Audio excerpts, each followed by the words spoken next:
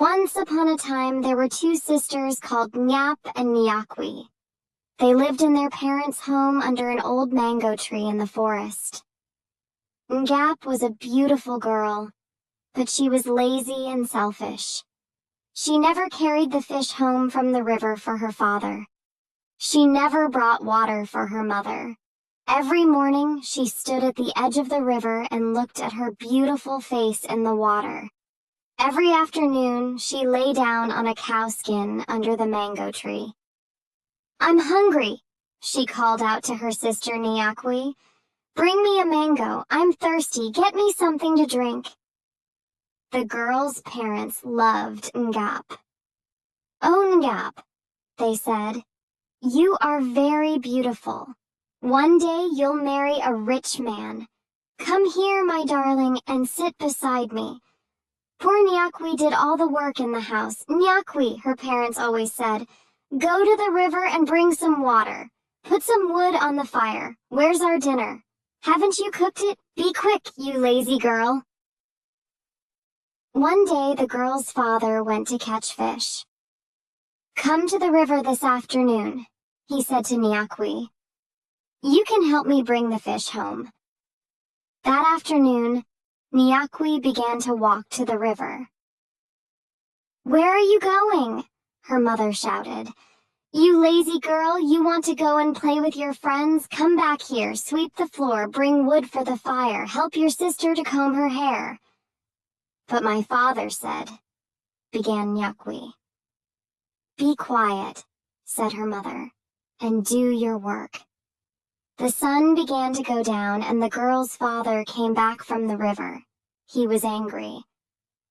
"Where's Niaki?" he said. "Here I am, father," said Niaki. "You lazy girl," said her father. "Why didn't you come to the river and help me? Look at all this fish. I needed you to carry it home." "But my mother said," Niaki began. "That's enough," her father shouted. "I don't want to hear another word from you. Bring me a knife. We must cut up the fish." "I'll help you," said Niaki quickly. Ngap was watching them. She was frowning. "Don't cut the fish on the ground," she said. "I don't want any dust on my fish." "You're right, my darling," her mother said. "Niaki must be the table. Lie down, you stupid girl. I'll cut the fish on your back." So Niaki lay down with her face in the dust. Her mother put the fish on her back and began to cut it. The knife was sharp. Sometimes it went through the fish and cut into Niaki's back. Her blood ran down into the dust. Tears fell from her eyes, but she didn't say anything. "Look at her," Ngap said. "She doesn't feel the knife. She doesn't feel the blood. What a stupid girl." But Ngap and Niaki had an older sister. She was married to an ogre and he lived far away in the forest. One day, a messenger came to the house. "Your oldest daughter sends her greetings," the messenger said to the girl's father. "She wants one of her sisters to visit her." "I don't want to walk for miles through the forest," said Ngap. "I don't want to go to that ugly ogre's house." "Of course you can't go, my love," said her mother. "There are leopards in the forest and snakes too. It's not safe. Niaki can go. We don't want her here, at home." So the next morning, Niaki left her home and began her journey. She took a little water and a small bag of food. "I can't give you any more," her mother said. "Your sister will feed you. Now go." It was a long way to her sister's house. Niaki walked quickly. Once, she heard a leopard in the trees. Once she saw a snake on the path. But she walked on and on. Evening came. Niaki was tired and hungry. Then, at last, she smelled the smoke of a fire. She followed the smell to her sister's hut. Everyone was pleased to see her. Her sister's children kissed her. They wanted her to play with them. They were good and sweet. Niaki loved them at once. Soon, Niaki's brother-in-law, the ogre, came home. Niaki helped her sister to cook his food. The ogre's teeth were long and he had big red eyes, but he smiled at Niaki. "You are welcome in my house," he said. Niaki worked hard at her sister's house. She brought the water from the river. She cooked the food. She told stories to the children. The weeks went past quickly. Niaki was very happy. Her sister's family loved her and she loved them too. But one morning, her sister said to her, "Niaki, my dear, you must go home now. You have been with us for many months. You must go back to our parents." Everyone was sad. The children asked for one last story. Niaki's sister gave her a delicious breakfast and plenty of food for the journey. "You must eat," she said. "It's a long way to our parents' house. I don't want you to be hungry." "Where's my brother-in-law?"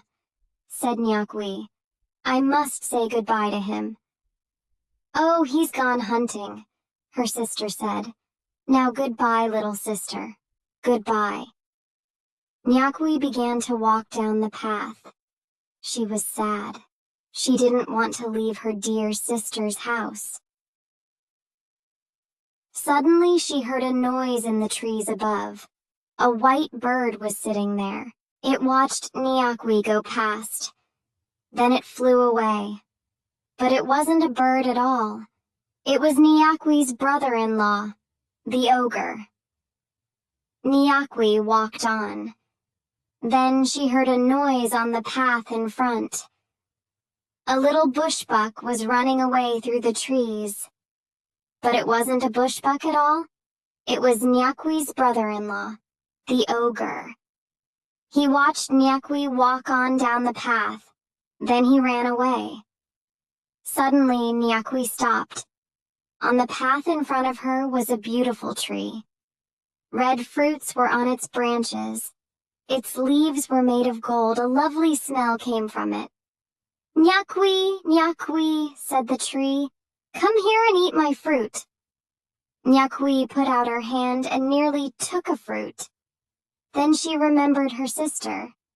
"Thank you," she said, "but my kind sister gave me a delicious breakfast and plenty of food for my journey. I'm sad because I've left her and her good husband and children.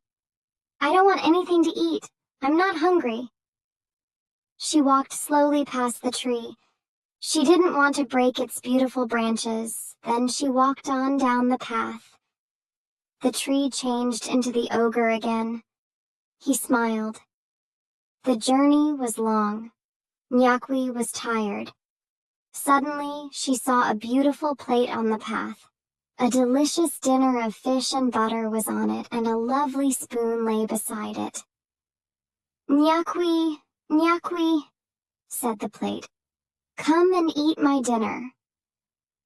Niaki wanted to eat the dinner, but then she remembered her sister. "Oh no," she said. "Thank you very much, but I'm not hungry. This morning I left my dear sister and her good husband and children. They gave me plenty of food to eat. I don't want any more." She went on down the path. The plate changed into the ogre again. He smiled. Then he turned into a leopard and ran back to his home. The evening came. It was nearly dark. At last, Niaki arrived at her parents' house. Her parents were happy to see her. "You always went to get the water," her mother said. "But your sister never helps me. I'm glad you've come home again." "You always carried my fish back from the river," her father said.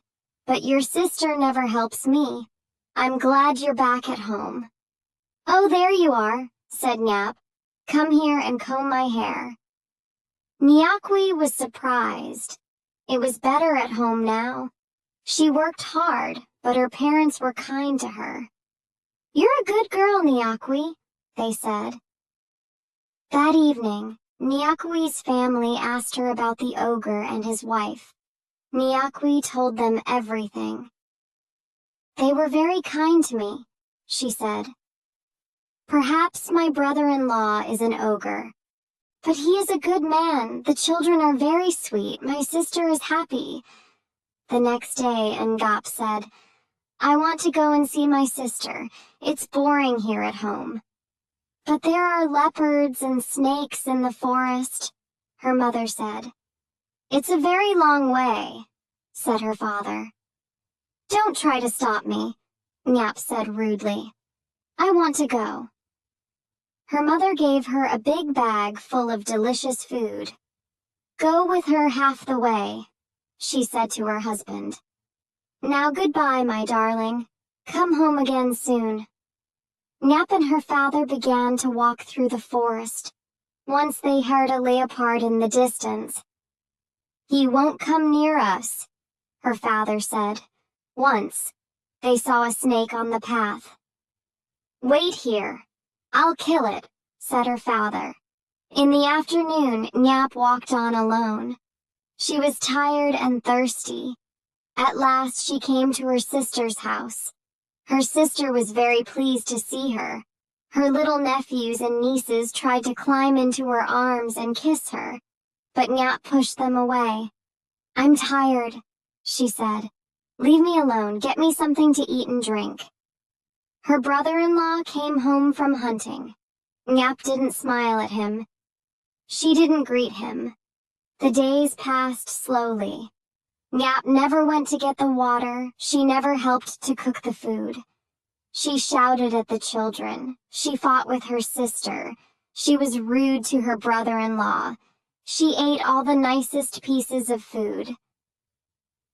"Send her back to her parents," said the ogre. "I don't want her here in my house." Back in her parents' house, Niaki was happy. Her parents loved her now.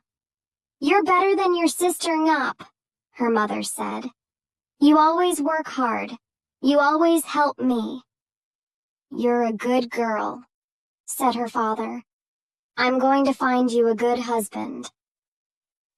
One day, Niaki's father came home and said, "I've found a husband for you, Niaki, my dear.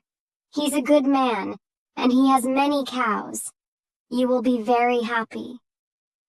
"Thank you, father," Niaki said. "But my sister Ngap will be angry. She wanted to get married first." "Your sister Ngap must wait," her father said. Ngap didn't know about her sister's wedding. But on the morning of Niaki's wedding day, she decided to go home. Her oldest sister was happy. "There'll be peace in my house at last," she thought. She didn't love Ngap, but she made her a delicious breakfast, and she gave her food for the journey. The children didn't like their aunt at all. They didn't try to kiss her goodbye. "Where's my brother-in-law?" Ngap said angrily. "Why doesn't he come to say goodbye to me? I don't like your husband, sister, he's a bad man." "Oh, don't wait for my husband," her oldest sister said. "He's gone hunting." At last, Ngap began her journey. She heard a noise above her head and looked up. A white bird was sitting in the trees. It was the ogre. He watched Ngap go down the path. Then Ngap heard a noise on the path in front. A little bush buck was running away through the trees. It was the ogre. He watched Ngap walk on down the path. Then he ran away. Suddenly, Ngap stopped. On the path in front of her was a beautiful tree. Red fruits were on its branches. Its leaves were made of gold. A lovely smell came from it. "Ngap, Ngap," said the tree. "Come here and eat my fruit." Ngap ran up to the tree and took the biggest fruit. "I need this," she said. "I've been in my sister's house. She's married to a horrible ogre. He has dirty brown teeth and his mouth smells bad. They didn't give me any nice food. They weren't kind to me at all. She put the fruit into her mouth. The juice ran down her chin. She picked some more, then she kicked the tree with her foot. "Get out of my way," she said, and she went on down the path. The tree changed into the ogre. He was very angry. "You'll pay for this," he said. Ngap walked on and on. It was late now and the sun was going down. She was happy. "Soon I'll be at home," she thought. "Everyone will be very pleased to see me." Suddenly she stopped.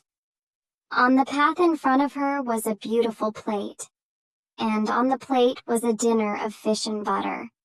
A lovely spoon was beside it. "Ngap! Ngap!" the plate called out. "Aren't you hungry? Come here and eat your dinner." Ngap didn't answer. She ran to the plate and began to eat. The food ran down her chin. She finished the last bit and stood up. "That was nice," she said. "I'm so hungry. I was staying with my sister and her naughty children. Her food is very bad. She can't cook nicely, and her husband eats in a very bad way. I don't like to see him. He puts all the food in his mouth and it runs down his chin." She kicked the plate with her foot and went on down the path. The plate changed at once into the ogre. He was very, very angry. His eyes were red and his mouth was open. "You'll be sorry for this," he said. "I'm going to eat you up." Then he jumped on Ngap and began to eat her. He ate and he ate. He ate her arms and her legs and her body, but he didn't eat her head. Ngap's head rolled down the path. It rolled on and on. At last it came to her father's house. A big crowd of people were there. They were guests at Niaki's wedding. Ngap's head stopped at last in front of Niaki. The singing stopped. The dancing stopped.